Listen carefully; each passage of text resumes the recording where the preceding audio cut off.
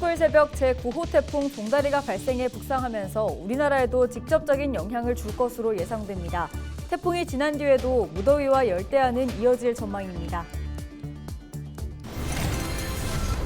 전기차의 안전 문제가 연일 도마 위에 오르고 있습니다.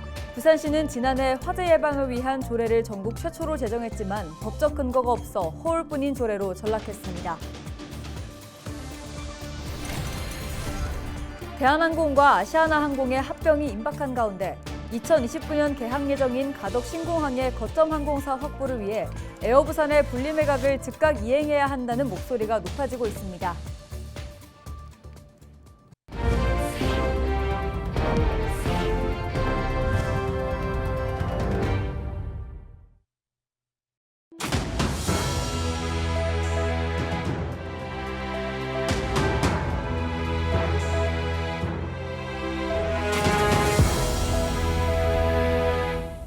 시청자 여러분 안녕하십니까? 헬로티비 부산 뉴스입니다. 19일 새벽 제9호 태풍 종다리가 발생해 북상하면서 우리나라에도 직접적인 영향을 줄 것으로 예상됩니다. 태풍이 지난 뒤에도 무더위와 열대야는 이어질 전망입니다. 보도에 안수민 기자입니다.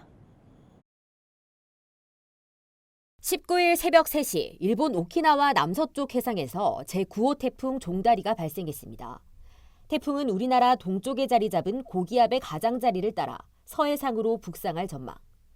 20일 오전에는 제주도 서귀포 남남서쪽 해상, 20일 밤에는 전남 흑산도 남남동쪽 해상을 지나 21일 오전 충남 서산 인근 해상에서 열대저압부로 약화할 것으로 보입니다. 태풍이 발달할 시간 좀 부족한 면이 있었고요. 태풍 상공의 이 따뜻한 고기압이 태풍의 깊이 있게 발달하는 것을 저해하면서 우리나라로 오면서도 태풍의 발달을 계속해서 저해하는 상황입니다. 태풍의 영향으로 20일부터 제주도와 남부지방에 비가 내리겠습니다. 20일과 21일 부울경 지역의 예상 강수량은 30에서 80mm, 특히 경남 남해안과 지리산 부근에는 최대 100mm의 강하고 많은 비가 내릴 수 있어 주의가 필요합니다. 20일부터는 달의 인력이 강해 바닷물의 높이가 높아지는 기간으로 백사장이나 방파제에서는 너울에 의한 피해가 없도록 대비해야겠습니다. 비가 내린 뒤에도 더위는 꺾이지 않겠습니다. 오히려 태풍이 열대 해상의 따뜻하고 습한 공기를 우리나라까지 끌어올려 무더위와 열대야가 이어질 전망입니다. 비가 오더라도 기온 하강이 어렵고 야간에는 특히 비가 내리는 곳에서는 습기까지 더해지면서 야간 기온은 더 높아질 것으로 예상을 하고 있습니다. 19일 기준 부산에는 한 달 넘게 폭염특보가 이어지고 있고 열대야도 25일째 지속되면서 역대 최장 기록을 갈아치운 상황. 20일과 21일에도 부산 지역의 아침 최저 기온은 25도 이상, 낮 최고 기온은 30도 이상으로 예상돼 밤낮으로 무더위가 이어지겠습니다. 기상청은 태풍이 우리나라로 북상하는 과정에서 더 빠르게 약화되거나 강화될 가능성도 남아있다며 최신 기상 정보를 확인할 것을 당부했습니다. 헬로티비 뉴스 안수민입니다. 인천 아파트 지하주차장에서 발생한 전기자동차 화재로 전기차의 안전 문제가 연일 도마 위에 오르고 있습니다. 그동안 지자체에서는 전기차의 친환경 가치만 존중해 보조금 지원을 통한 확대 정책을 펼쳐왔는데요. 하지만 안전 문제는 등한시했죠. 부산시는 지난해 화재 예방을 위한 조례를 전국 최초로 제정했는데요. 하지만 법적 근거가 없어 허울뿐인 조례로 전락했습니다. 차선영 기자의 보도입니다. 전기차 화재 상황을 가정한 화재 진압 시연 현장입니다. 질식 소화 덮개를 활용해 불이 확대되는 것을 막습니다. 이동식 자립 방수총으로는 대량 방수가 이뤄집니다. 부산시는 7분 골든타임 안에 전기자동차 화재를 진압할 수 있는 시스템을 구축하는 등 대책 마련에 분주한 모습입니다. 화재를 예방할 수 있는 충전기를 다는 것입니다. 그것은 지금 환경부가 인가 중이라서 그 인가가 끝나는 대로 저희가 그 보급을 확대해 나갈 것이고요. 그리고 지하주차장이든 지상주차장이든 화재를 빨리 감지할 수 있는 시스템을 저희가 갖추도록 하는데 최선을 다할 것입니다. 지하에 있는 것을 지상으로 옮기는 것은 점진적으로 할 것이고요. 부산 지역 전기자동차 등록 현황을 보면 2022년 12월 말 기준 22,063대에서 지난달 말 기준 43,368대로 82% 급증했습니다. 전체 자동차에서 차지하는 비중은 2.61%에 불과하지만 친환경 자동차 보조금 지원 정책에 힘입어 증가 추세입니다. 더 늦기 전에 전기자동차 화재 예방에 적극 나서야 한다는 의미입니다. 이 리튬 소재가 갖고 있는 이 불안정성 때문에 이것을 효과적으로 불이 났을 때 이것을 이제 화재 대응하는 방법이나 이런 것들이 아직까지는 기술도 못 쫓아왔지만 각국 정부에서 이 소방 시스템이라는 이 방제 시스템에서 이거에 대응하는 대응 매뉴얼도 아직까지는 부족한 상황입니다. 공동주택 지하 주차장 전기차 충전율은 90% 이하로 제한하고 지상에 충전 시설을 설치하는 것이 현재로선 최성책이라는 게 일부 전문가의 설명입니다. 부산에선 지난해 전국 최초로 전기자동차 전용 주차구역의 화재 예방을 위한 지원 조례를 제정했지만 현재까지는 유명무실한 상황입니다. 지상 전용 주차구역과 충전시설 등 안전시설 설치 비용을 지원하는 것이 주요 내용인데 지원 근거가 되는 상위법이 없기 때문입니다. 사립법이 없다 보니까 그게 지금까지 이제 좀 무야무야 그런 조례가 제정은 돼 있지만 실질적으로 실행은 안 되고 있었다. 부산시의회는 오는 9월 초 재정 지원의 근거 마련을 위해 대통령실과 국회, 산자부 등에 주택건축법 개정을 촉구할 계획입니다. 불안감을 넘어 공포감으로 번진 전기차 화재, 친환경 자동차의 안전성을 담보할 수 있는 실질적인 안전대책 마련이 시급합니다. 헬로티비 뉴스 차선영입니다. 부산 시민단체가 2029년 개항 예정인 가덕 신공항의 거점 항공사 확보를 위해 정부와 산업은행, 대한항공은 에어부산 분리매각을 즉각 이행해야 한다고 촉구했습니다. 시민단체는 대한항공과 아시아나항공의 합병이 임박했다며 대형 항공사의 합병에 이어 저가 항공사 통합이 진행되면 에어부산은 사실상 소멸된다고 강조했습니다. 이들은 또 대한항공과 아시아나항공의 합병 당시 정부와 산업은행이 에어부산 등 저가 항공사가 통합해 비수도권에 본사를 두겠다고 밝혔지만 대한항공은 이러한 약속조차 지킬 의지가 없다고 비판했습니다. 부산시가 19일 2024 파리올림픽에 출전해 메달 획득과 상관없이 도전을 즐기고 불굴의 의지를 보여준 부산 선수들을 격려했습니다.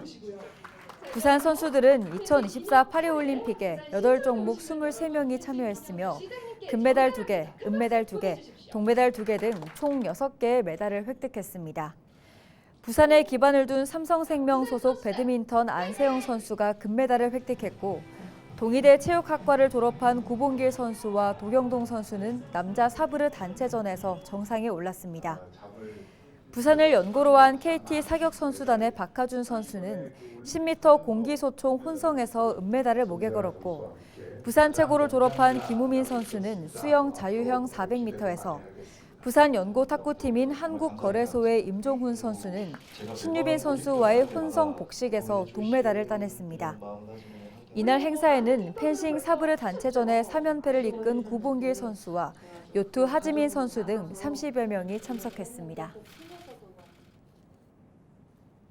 구덕운동장 재개발 구역 내 아파트 건립을 찬성하면서 주민들의 거센 반발을 불러온 공한수 부산 서구청장이 기존 입장을 철회하겠다고 밝혔습니다. 공청장은 19일 입장문을 통해 구덕운동장 재개발을 위한 막대한 사업비 충당을 위해 현실적인 대책이 필요해 원칙적으로 찬성 입장을 밝힌 것이라며 아파트 건립을 반대한다고 입장을 바꿨습니다. 이와 함께 공청장은 부산시 역시 구덕운동장 재개발 사업 방식을 원점에서 재검토해야 한다고 강조했습니다. 부산시가 부산형 융복합 전시 컨벤션 사업인 페스티벌 10월을 오는 9월 30일부터 10월 8일까지 9일간 시 전역에서 개최합니다. 시는 페스티벌 10월을 부산의 새로운 바람이라는 의미의 10월 금풍을 주제로 생산적 즐거움과 변화를 위한 기회를 열어주는 축제의 장으로 마련할 계획입니다.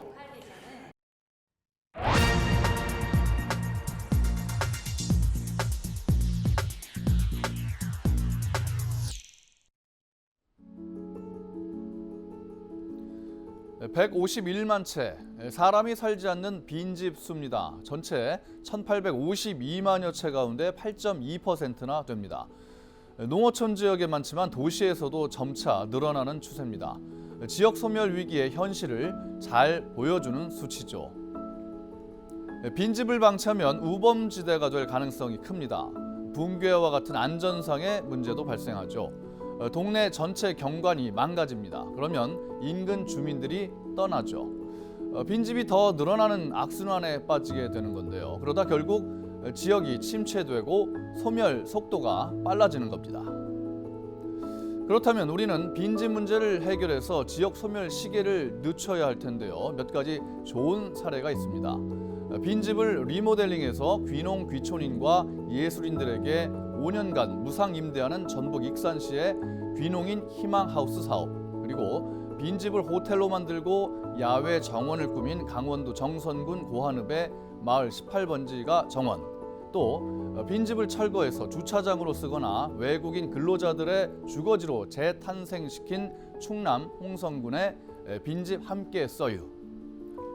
일본은 어떨까요? 900만 채나 되는 빈집 문제를 해결하기 위해서 이른바 빈집세를 부과하고 있습니다. 9채 가운데 1채가 빈집인 도쿄는 빈집을 노인보호시설, 학습지원소, 지역 커뮤니티 센터 등으로 활용하고 있습니다. 관광지인 교토시는 빈집을 숙박시설로 리모델링해서 호텔 부족 문제를 해소하고 있습니다. 재활용이 어렵다면 깨끗하게 철거하는 것도 방법입니다. 그 자리를 주민 쉼터나 작은 정원으로 가꾸면 주민들이 쾌적한 환경을 누릴 수 있겠죠. 이를 위해서 행정안전부가 871채의 빈집 철거에 50억 원을 투입하기로 했습니다. 빈집 활용 노력은 지역의 활력을 불어넣는 데 중요한 역할을 합니다. 빈집의 아름다운 반란이 필요합니다. 집주인과 지자체 그리고 중앙정부가 힘과 지혜를 모으기를 기대합니다. 데스크의 눈이었습니다. 마산 방어전투 추모와 기억의 사진전이 오는 30일까지 창원시회 3층 갤러리 뜰악에서 열립니다. 사진전에는 6.25 전쟁 당시 마산 방어전투 모습과 마산 주변 생활상 등이 담긴 사진들이 전시되고 있습니다.